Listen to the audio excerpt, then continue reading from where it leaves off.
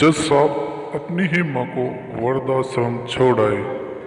आश्रम में माँ का ध्यान रखने के लिए वहाँ के चौकीदार से दोस्ती कर ली थी और उसे कुछ पैसे भी दे दिए थे।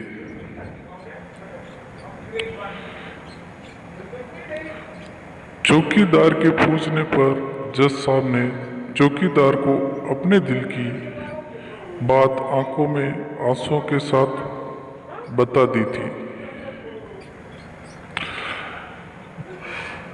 कि घर में पत्नी है जो माँ के साथ बदतमीजी से पेश आती है और पत्नी के कहने पर दोनों बच्चों ने माँ से बात करना ही बंद कर दिया।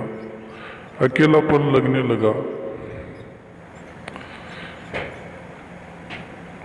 और इन सब वजह से दिन भर रोती रहती थी, इसलिए उसे आश्रम छोड़ने के लिए आ गए। तो चौकीदार ने कहा, जज साहब, आपके सामने सारे सबूत थे कि कौन सही और कौन गलत है, लेकिन अपनी ही माँ के साथ न्याय नहीं कर पाए तो औरों के साथ क्या न्याय करते होंगे आप। ये बात जज साहब के दिल को चुभ गई। चौकीदार की इतनी सी बात का इतना असर हुआ कि 2 रात नींद नहीं आई।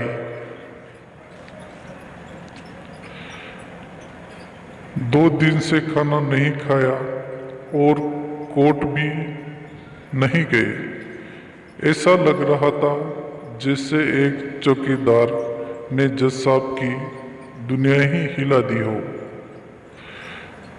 तीसरे दिन जज साहब अपने रूम से बाहर आए। पत्नी और बच्चे खाना लेकर इसी इंतजार में खड़े थे कि जज साहब कब खाने आएंगे।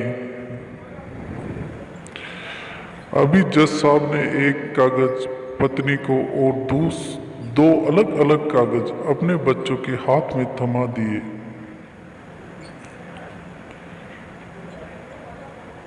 कागज की एक लाइन पड़ी तो पत्नी के हाथ से थाली गिर गई। उस पर लिखा था कि मैं तुम्हें तलाक दे रहा हूं।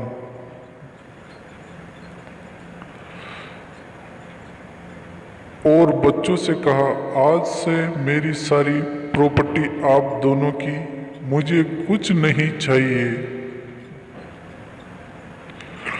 बच्चों ने उन्हें जबरदस्ती कुर्सी पर बिठाया, हाथ जोड़कर पैरों में गिर कर इन सब का कारण पूछा। तो आंखों से आंसुओं के सैलाब के साथ जज साहब बोले कि मैं मेरी 65 वर्ष की माँ को आश्रम छोड़ के आया हूँ।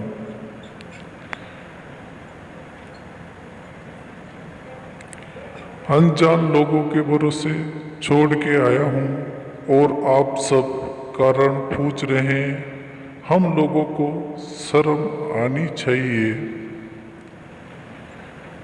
रोज मेरे कोर्ट से आने के बाद माँ रोती थी, बेटा प्लीज मुझे वृद्धाश्रम में शिफ्ट कर दो। आप में से किसी भी माँ से सीधे मुंह बात नहीं की और ये भी भूल गए कि जिस जज को आज पूरा शहर सलाम करता है, उसी जज को बनाने में उस माँ का कितना बड़ा रोल है।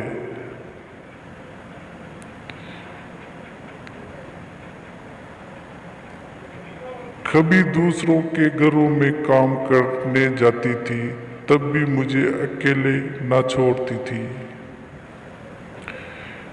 ऐसी भगवान समान माँ को मैंने आश्रम में छोड़ दिया, और वो भी ऐसे लोगों के भरोसे जिन्हें ये तक नहीं पता कि माँ को क्या बीमारी है।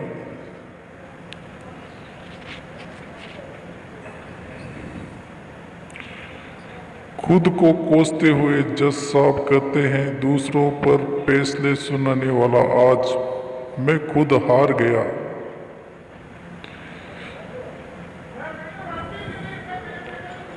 मैं जज नहीं बल्कि गुनाहगार हूँ, और मैंने जो गुनाह किया है वह शायद कानून तो माफ कर देगा, लेकिन ईश्वर की कोर्ट में वह कभी माफ नहीं होगा। ये कहते हुए जज साहब बोले कि अब मैं अपने पापों का प्रायश्चित करने जा रहा हूँ। मैंने अपना सब कुछ आप लोगों को सौंप दिया है और अब अपनी माँ के साथ आश्रम में रहूँगा और उनकी सेवा करूँगा।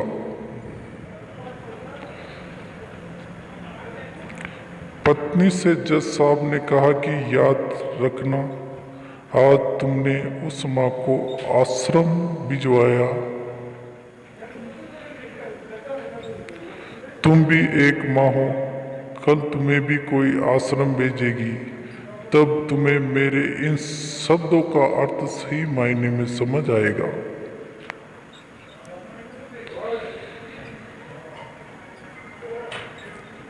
ये बोलकर जज साहब आश्रम के लिए चल दिए। आधी रात को चौकीदार भी जज साहब को देखकर चौंक गया।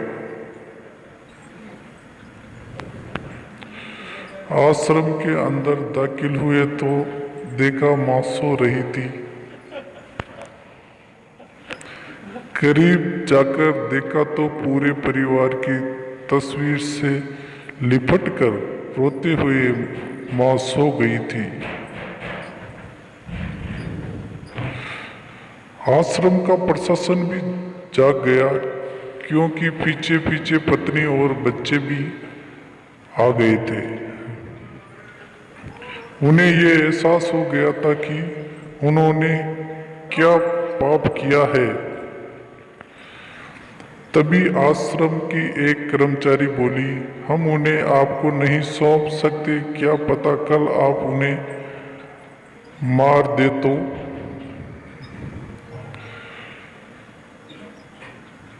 यह सुनते ही जज साहब की पत्नी को दिल में बहुत दर्द हुआ।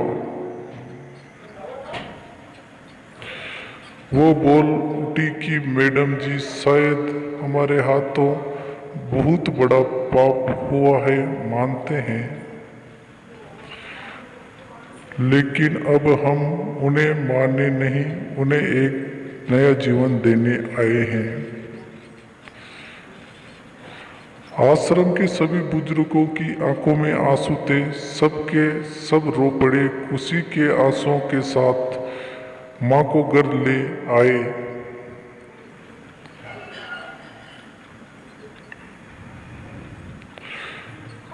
लेकिन वही आश्रम में अनेक आंखें ऐसी थी जो किसी न किसी का इंतजार कर रही थी। माँ, तेरा कर्ज मुझे अदा क्या होगा? तू अगर नाराज है तो कुछ मुझसे खुदा क्या होगा? दोस्तों, इस कहानी को लेकर आपकी क्या राय है, नीचे कमेंट करके जरूर